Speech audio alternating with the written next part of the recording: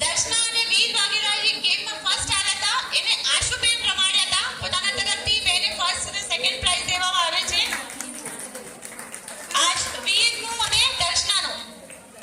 યુક્તિ લે છે વીરનું પ્રાઇઝ, દર્શના વીર. ઓકે બેટા, પડી ગયો? હા, યાદ રાખ. Thank you Ashu, thank you so much. ખૂબ સુંદર ગેમ રમાડી તું આશુએ મમ્મીને.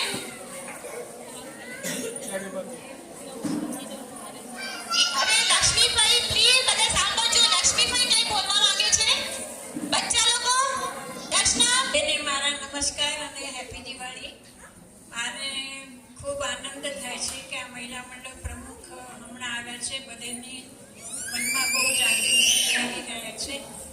પણ એક વાતનું ખોટું લાગે છે કે પુરુષો લોકો આમાં કાંઈ ભાગ નથી લેતા.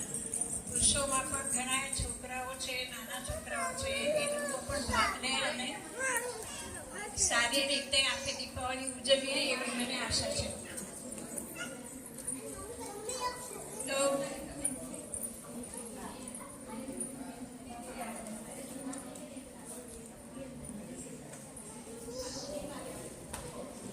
આજ હવે મેં એક લેખ લખ્યો છે, એ તમને વાંચીને સંભળાવું છું. મારી કોઈ એક બેનપણી હતી, એને પોતાના લાઈફ બદલ જરાક મને કીધેલું, તો એ મેં લખી કાઢ્યું, જે મને સારું લાગ્યું, તો એ તમને સંભળાવું છું. અને એનું શીર્ષક છે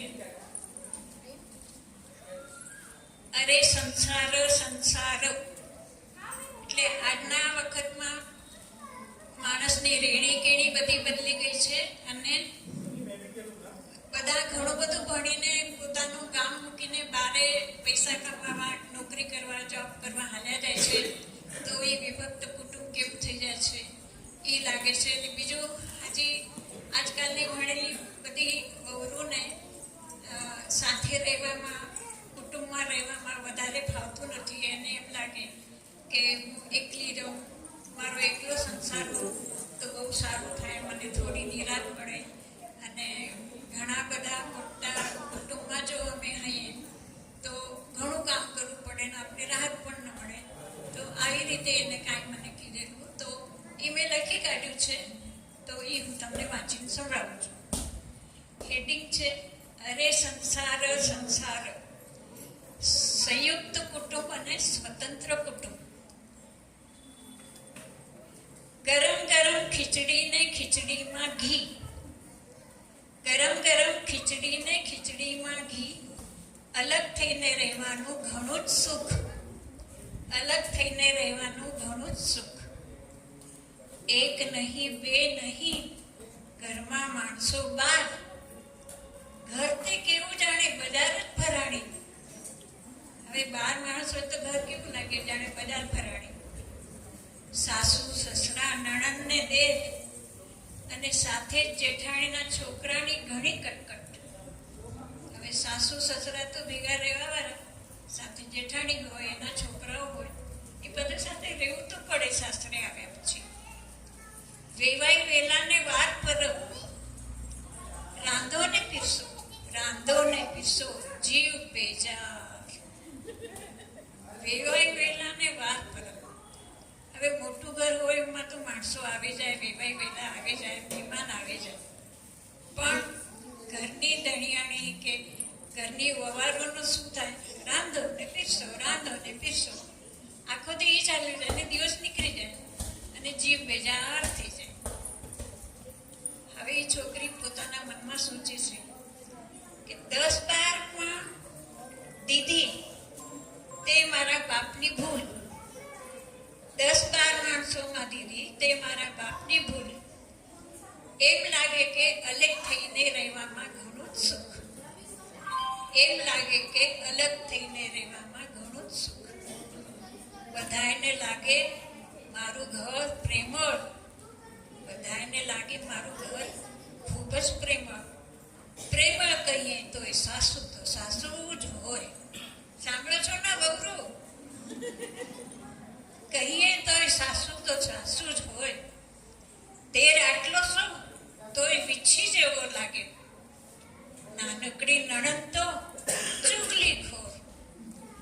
તેર આટલો શું વીછી જેવો અને નાનકડી નણંદ ચૂગલી ખોર.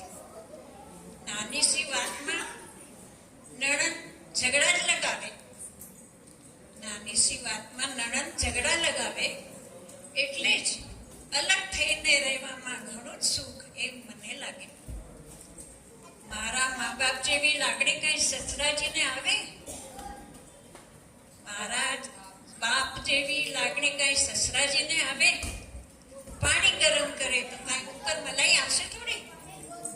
પાણી આપી ગરમ કરે તો મલાઈ તો ના આવે, દૂધ ગરમ કરે તો જ આવે. હવે દૂધ જેવા બાપ હોય અને પાણી જેવા સસરા હોય. આ લોકો મારી બાના તલે તો કઈ સાસુજી ના આવે. સાંભળો છો વહુરો? મારી બાના તલે તો કઈ સાસુજી ના આવે એમ વહુરાણી કે છે. બહેન અને જેઠાણીમાં અંતર જ ખૂબ. હવે શું કરું? મને લાગે કે અલગ રહીને, અલગ થઈને રહેવામાં ઘણું જ સુખ. હવે મેં વિચાર કર્યો, મને એમ વિચાર આવે કે હું પણ મારા પરિવાર સાથે અલગ રહીને ખુશીઓ માનું. હું પણ મારા પરિવાર સાથે અલગ રહીને ખુશીઓ માનું. એટલે પોતે ને એનો વર અને એનો એક છોકરો. મને લાગે બેનો સંસાર એટલે દિવાળી ને દશેરો. બે માણસનો જ સંસાર એટલે દિવાળી ને દશેરો. એને ઘણો ટાઈમ તેડે એને વિચાર કર્યો કે હું આ કરીશ ને તે કરીશ વગેરે. બેમાં ત્રીજો એટલે આંખમાં ખટકે. બેમાં ત્રીજો એટલે આંખમાં ખટકે. પણ મને લાગે બે જણાએ તો મસ્ત મસ્ત રહેવાનું, મસ્ત મસ્ત રહેવાનું, મીઠું મીઠું બોલવાનું, મીઠું મીઠું બોલવાનું, દૂર દૂર ફરવા જવાનું, દૂર દૂર ફરવા જવાનું. અને કેટલી મજા આવે! અઠવાડિયે સિનેમા અને મહિને એકાદ સાડી લઈ શકીએ. એમ એનો વિચાર કે આપણે નોખા થાય તો આપણા પાસે પૈસા હોય તો અઠવાડિયે આપણા વર્ષ સાથે સિનેમા જોવા જઈએ, એકાદ સાડી દર મહિને લઈ શકીએ. એ એને સોચી લીધું. ઓહો, કેટલો આનંદી આનંદ! ઓહો, કેટલો આનંદી આનંદ! બધી જ હોશ પૂરી થઈ જશે. એટલે જ મેં સોચ્યું કે અલગ રહેવામાં ઘણું જ સુખ, અલગ રહેવામાં ઘણું જ સુખ. ઘરમાં કામ તે કેટલું, પછી ઘરમાં કામ તે કેટલું, બે જણાનું રાંધવાનું એ તે કેટલું, બે જણાનું રાંધવાનું એટલે ઘી ખીચડી ને પાપડ ને છાશ, અઠવાડિયે લાપસી ને લાડુ.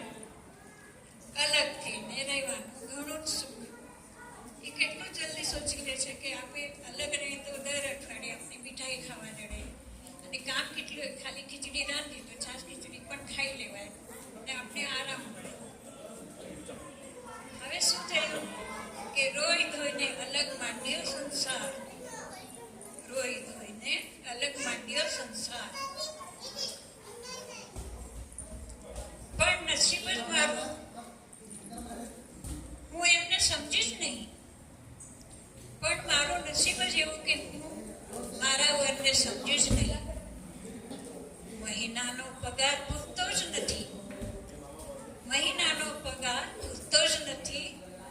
સાકર છે તો ચા પત્તી નથી, સાકર છે તો ચા પત્તી નથી. ઘઉં છે તો જાર નથી, ઘઉં છે તો જાર નથી. હવે થોડો પાણી દેવા પણ બાયડી જ ખપે. સાંભળો છો ના બહરાણીઓ? થોડો પાણી દેવા પણ બાયડી જ ખપે. છોકરું રડે તો ગુસ્સો કરે, છોકરું રડે તો ગુસ્સો કરે.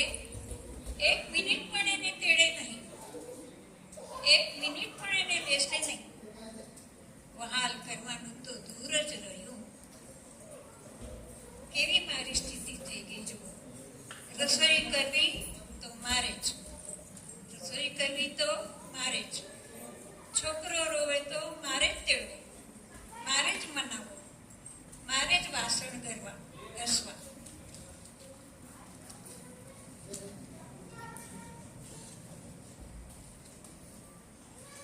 મને જ એમની મરજી કાયમ રાખવી પડે. હવે એનું મન રાખવું તો જ મારો સંસાર હાલશે ના, એટલે મને એની મરજી રાખવી જ પડે.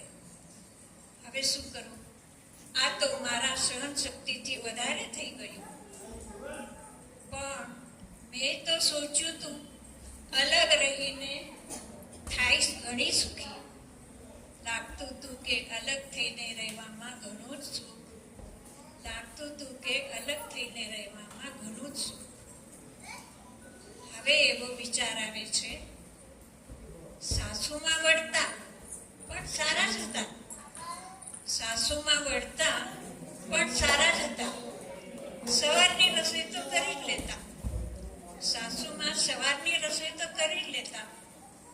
સસરાજી પણ આખો દી છોકરાને રમાડતા. સસરા કેવા પણ હતા તોય આખો દી મારા છોકરાને રમાડતા. બજાર હાટ તો જેઠજી જ કરતા. હવે બજારનો સામાન તો જેઠ જ લઈ આવે ને, બીજું કોણ લઈ આવે? એ પણ મને ઘરમાં જેઠજી ઘણું કામ કરાવતા. હરેક કામમાં જેઠાણી તો સાથે જ હોય. અમે બે મળીને કામ કરતા.